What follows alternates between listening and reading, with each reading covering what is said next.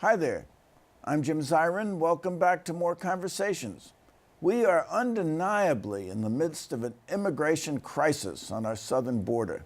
The Inspector General of the Department of Homeland Security recently reported family separations of migrants, detention of thousands of children, averaging 2 months or more, and inhumane detention conditions at immigration enforcement centers in Southern California and West Texas. The Department of Homeland Security is at the epicenter of the immigrant crisis. The umbrella department was organized in 2003 in response to the 9/11 attacks. It has 230,000 employees and houses 22 agencies, making it the third largest cabinet department in the government. Its daunting mission, among other things, is to deal with terrorist threats, secure our borders by enforcing the immigration laws, manage cyber attacks, and respond to natural disasters. Here to help us understand some of the problems affecting Homeland Security is Jeh Johnson. Jeh Johnson was the fourth Secretary of Homeland Security. He became Secretary in the Obama administration after an illustrious career as a lawyer in private practice and in the Defense Department. Former Secretary of Defense Robert Gates stated that Johnson proved to be the finest lawyer I ever worked with in the government. Jeh Johnson, we're honored to have you with us. Thanks for having me, Jim. Well, first, thank you for your service. And let me ask you about the Department of Homeland Security. I think you've observed that it represents about a third of the government and has 2/3 of the problems. Right. What does it do exactly? Well, all the things you laid out, Jim. The cornerstone of the department's mission was, and in my view still is, counterterrorism. I quickly came to realize that cybersecurity also needed to be a key mission of DHS. But along with counterterrorism and cybersecurity, you've got border security, maritime security, aviation security through TSA, the Secret Service, natural disasters, FEMA, and the like. I have to say, by far, the most difficult issue I wrestled with at DHS and in public office in general was the issue of immigration, because there is so much emotion around it. The problems are not easy, and it's a politicized issue, frankly. And so I ended up spending a lot of my time simply on the immigration issue, what to do with those who are here, border security, deportations, asylum, refugee resettlement, and the like.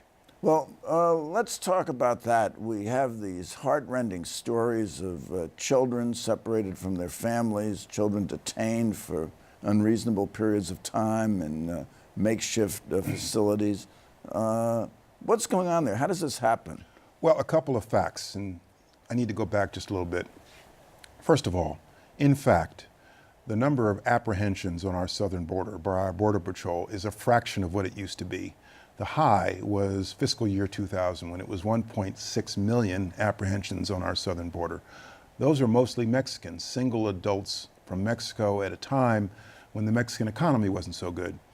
It's now a fraction of what it used to be. In the last several years, the number of apprehensions, which are an indicator of total illegal attempts to cross the border, has ranged somewhere between 470, 414, 331,000 my second year in office in 2015, which was the second lowest number since 1972, to 2017, President Trump's first year in office, when it was around 303,000. So it's a fraction of what it used to be, but the demographic has totally changed. It's no longer the single adult from Mexico. It is now women and children from Central America, from Guatemala, Honduras, and El Salvador. And that makes for a very complex, emotional, difficult problem, and I'm sure we'll get into that. Well, the Mexican economy has improved considerably since 2000, and Mexican immigration is really declined considerably. And so most of the people coming over are from these non-contiguous countries. Now, Correct. In the New York Times this morning, you had the sad tale of a grandmother from Guatemala who approaches the border with a 2-year-old. Mm-hmm. Now, what happens there under the law? Do we have to take them in? Under the law, when an unaccompanied minor crosses our border, DHS has 48 hours to transfer that child to the Department of Health and Human Services, HHS.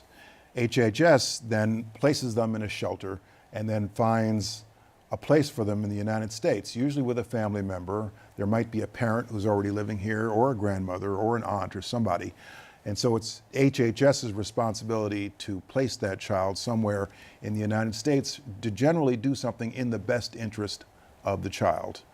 And if the child is accompanied by a parent, then they're treated as a family unit, and sometimes they're held, very often they're released, but the whole group is in a deportation proceeding. But all of these people do have a right to assert a claim for asylum. So if a family group is held and released, maybe a catch and release regime, what percentage show up for deportation hearings?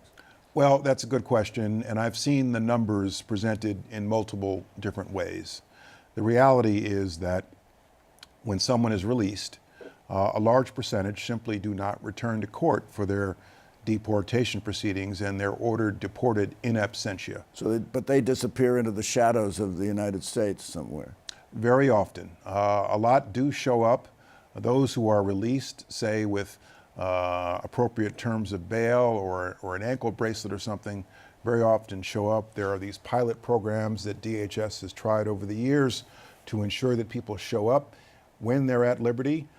Some of them work. There's been mixed success. When I came into office and we had the spike in kids in 2014, which you may remember, I was frankly surprised to learn that of the 34,000 beds we have in immigration detention, only 95 then were equipped for family units. And so, and this was controversial, we expanded detention capability for families given this changing demographic. And so now more families are being held, but still, when you have 30 or 40,000 a month crossing our southern border, you can only hold a fraction of these folks. And then ultimately, many are released on suitable conditions, hopefully. One thing we would not do in the prior administration was to separate a parent from his or her child. We just would not go there. Now, you had been reluctant after President Trump took office to criticize the immigration policies that he advocated, and for a long time you were silent, and then something happened to change your view and you began to speak out about what was going on. What changed your view, and what do you think is happening now that's wrong? Well, as most people who've occupied a position like mine are, we're reluctant to criticize our successors and our successors' policies. We're reluctant to criticize those who used to work for us. I decided over a year ago, if this administration began to separate families in the course of border security enforcement, that I had to speak out. And it was something that was counter to my own conscience, and I did. I wrote an op-ed, I appeared on a number of TV interviews to speak out about what I thought was an inappropriate and frankly inhumane policy. I also have spoken out when I thought that some on the left were advocating things that were not wise. So I also took a position against this idea of abolishing ICE, our Immigration and Customs Enforcement Agency, which does important work for public safety. If you don't like the policies that ICE is embracing because of its leaders, you change the policies. And if that doesn't work, you change the leaders, but you don't abolish the agency altogether. So there have been times when I have spoken out and been critical of various ideas and various policies because I felt like I should. But in general, I try not to criticize my successors, and I think that's a good posture to be in. The job, especially Homeland Security, is difficult enough without your predecessors criticizing what you're doing.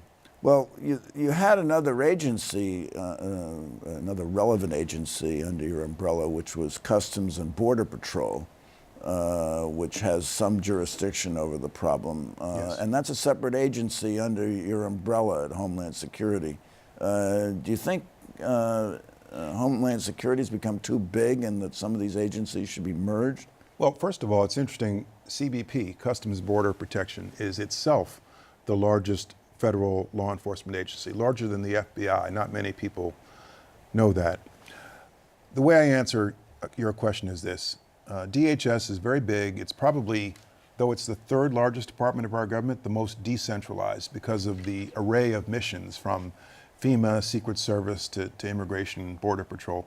But I think it's been a good idea to assemble all these different missions which relate to Homeland Security under the umbrella of one cabinet level official. So you have one pair of eyes and ears looking at the threats around all the different ways in which someone could enter this country and all the different threats to our homeland. It's a vast mission. There are a lot of direct reports to the Secretary of Homeland Security, but in general, I think it's been good to centralize all of that under one cabinet level official, because before 2002, all of these different missions were spread around the federal government in an array of different agencies and departments, including those that didn't have national security as part of their mission. So it's a big cabinet level department, but I think it's just about the right balance. Would I change certain things? Absolutely, yes. Are there silos where the two agencies don't talk to each other sufficiently? Well, when I came to office in 2013, I was surprised to find that there were a lot of silos. And we did a lot in my 3 years in office to eliminate those silos. Through our so-called Unity of Effort initiative, I got the components to function more like the Department of Defense, which is what I was used to. We formed joint task forces for border security. I had our agencies compose their budgets and their acquisition programs with a view toward the broader mission, so that each component is not simply submitting to the Secretary their own idea of how many helicopters, how many boats, how many planes they need. We'd give them the strategic mission and they would submit budgets accordingly. And I think that management reform is still in place in the department. That's a good thing. Okay, so Trump comes into office, and from what I can see, the two major things he did with regard to border security. One was he saw, and there was a great hue and cry about family separations. So he said last June, no more family separations. Yet there've continued to be family separations. And at odds with that is the zero tolerance policy, where every person crossing the border illegally would be arrested and eventually deported. So if they came with children, the children would be retained and restrained, and the parent would be deported. Right. So those two policies seem to be at odds, and we continue to have family separation. So what's the answer to So that? a couple things. First, let's explain. Zero tolerance was never, in fact, zero tolerance. There was a certain amount of prosecutorial discretion, as I understand it, that went into who was prosecuted. And what happened was somebody would go into the custody of the Department of Justice for several days. They'd appear before a judge. They'd plead guilty in these large groups, and then they'd get time served, and then they'd be deported, in the course of which the parent would be separated from the child, which resulted in family separations. Now, there was no way that was a sustainable model. When you have 30, 40,000 people a month crossing our border, you simply can't run all those people, or even a large fraction of those people, through our criminal justice system in the Southwest. It can't sustain that kind of volume of criminal defendants. So it was never going to be something that was going to be sustainable. So what happened? It was catch what and happened release? was the Trump administration ended up discontinuing the policy, and it seems to have had almost no deterrent effect, because the numbers are still where they were before. In fact, August, which is traditionally a month when you see illegal migration go down because of the heat, the numbers at the border of apprehensions actually went up. And I'm told, although I don't know that the numbers have been officially released yet for September, that September has also been an up month. And the problem, Jim, is at the source. You're never going to deal effectively with illegal migration, border security, until we deal with the so-called push factors in Central America. Why does a mother send her 9-year-old or a 7-year-old all the way through Mexico up to the United States on the assumption that they'll be apprehended and then hopefully reunited with a family member up here? It's because of the poverty and violence in Guatemala, Honduras, and El Salvador. It is literally the most violent region of our planet. And so I spent hours in my 3 years in office, hours and days in South Texas, simply asking these people, why did you come here? or asking a child, why did your mother send you here? Because the gangs were going to kill me. And so the parents are making a very simple, basic calculation in their mind, which is it's more dangerous to stay where I am than it is to try to make the journey to the United States. And so unless we make an investment in the underlying root causes of illegal migration, we're going to continue to bang our head against the wall on this problem over and over again, try different controversial policies, and nothing's going to work unless you deal with the underlying causes. Now, the definition of children includes children up until the age of 18, isn't that right? Unaccompanied children up to the age of 18. Now, some of correct. those at the older end, 15, 16, 17, and possibly 18, might be themselves gang members, members of MS-13. Correct. Do we vet them when they come in to make sure they have no criminal history? Yes, there's some vetting that goes on, but and that definitely is a problem. But it's unfair to paint all these people with too broad a brush. A lot of these people are women and children desperate to leave their current circumstances in Central America. There is a law enforcement problem, and in fact, when I was in office, I wanted ICE to focus on the convicted criminals, the gang members, for reasons of public safety, not just go after the low-hanging fruit, not just go after those who are easy to find, easy to deport, but those who represent real threats to our public safety, and work with the so-called sanctuary cities to find these people in the local jail system, and deport them as quickly as possible. My concern is that ICE is now simply going after whoever they can get their hands on without focusing on the true threats to public safety, like MS-13. And with the rhetoric coming from Trump, it may have disincentivized adults, isn't that right, to come over. So they send children over unaccompanied. So the family separation doesn't occur in the United States, it occurs somewhere in Central America. Well, you raise an interesting point. I learned early on from my Republican predecessor, Mike Chertoff, who was a good friend of mine, that illegal migration is a very market-sensitive phenomenon. It reacts to perceived changes in immigration enforcement in the information marketplace, but it only reacts short-term. And so shortly after President Trump took office, the numbers of illegal migrants went way down. But then what happens is it always reverts to form. It always reverts to its longer-term patterns. So toward the end of 2017 and then into 2018, we saw the numbers creep back up again to where they were before. The numbers were reacting to Mr. Trump's rhetoric and perceived changes in policy, but they always revert to normal. And so the problem of unaccompanied minors crossing our border has been around now for several years because of the changing demographic and because of the situations in Central America that exist. And are you critical of the Trump administration over the facilities in which children are detained or restrained, both in California and in West Texas? Well, we can't have catch and release. You have catch and release, that basically sends the message that our borders are open. And I myself expanded our detention capability for families and migrants generally. Now, once you go down that road, you do have to ensure that these facilities are humane, they're safe, they're reasonably clean, consistent with our American values. And so that's an effort. Are we fulfilling our obligation there in your judgment? Well, I haven't visited one of these facilities since I left office. I used to visit them continually, and it can be a challenge. And so when you get a surprise visit from the secretary, then miraculously things get better. And I did that fairly often myself. But they're also hugely, hugely expensive, and they're budget busters. But it is definitely a challenge. What about building a wall along the Mexican border? Trump ran for office on that plank. Does that make any sense? Well, first, little known fact, there already is a wall.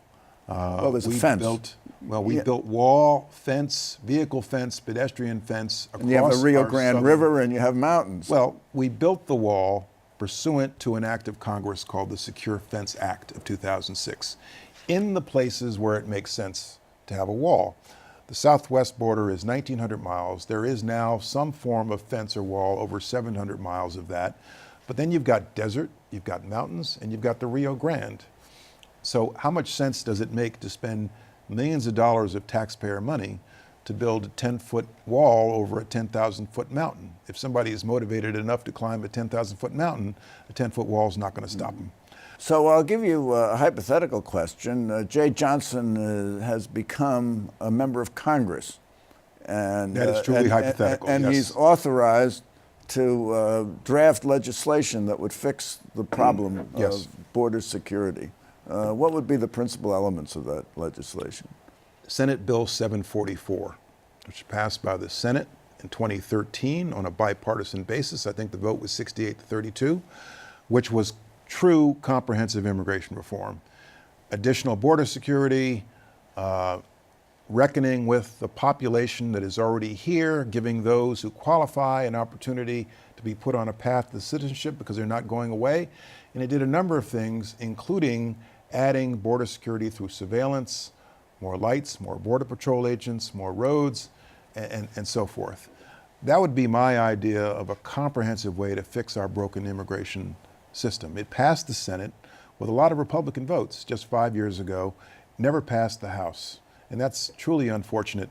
And because they didn't like the path to citizenship. They didn't like the idea that there were people here illegally, perhaps even children who had DACA authorization who would become citizens. The population, as near as we can see, of undocumented in this country hovers around 11.3, 11.5 million.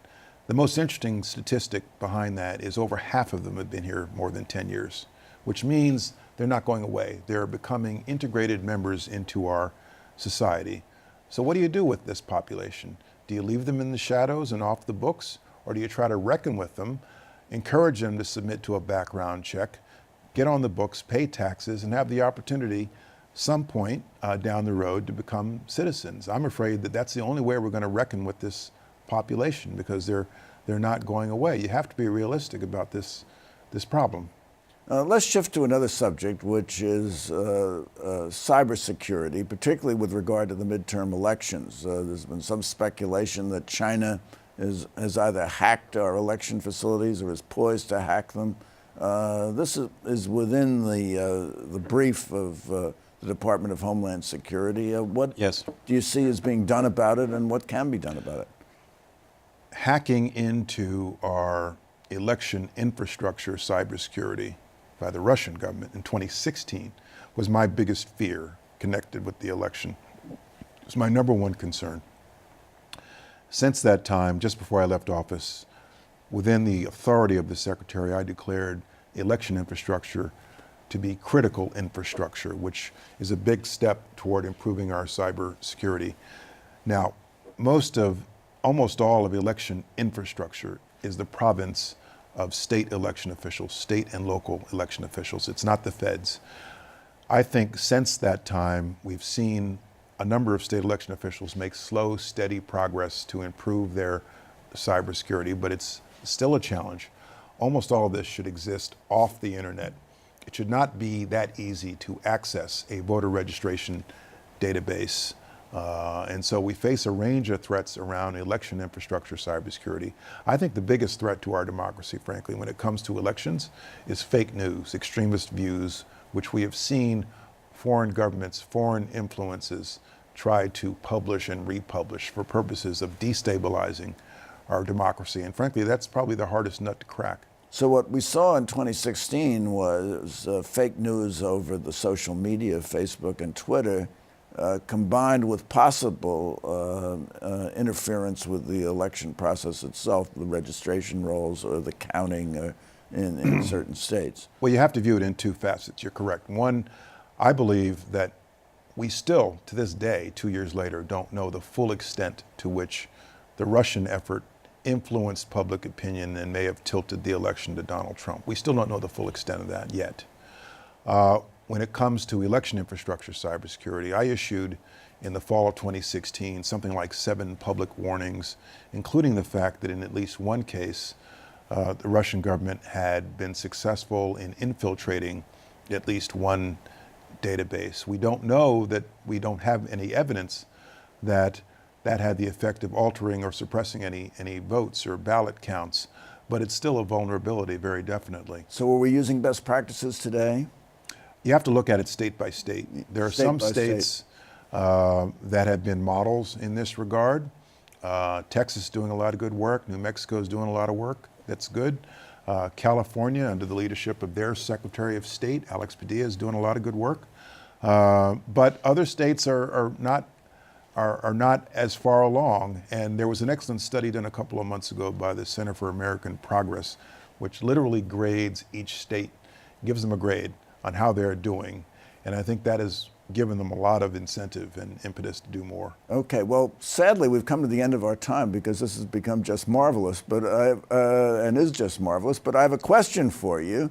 And the question is, can we have effective border security consistent with our basic American values? I believe we can, yes. We have to secure our borders. We're a sovereign territory. We don't have open borders. We shouldn't have open borders. But once they are here, I believe we should treat undocumented migrants in a fair, humane way. Fair and humane way. Jeh Johnson's been wonderful. Thanks, and Jim. Thank you so much for coming by. And thank you for coming by. Tune in next week for more conversations. I'm Jim Zirin. Take care and all the best.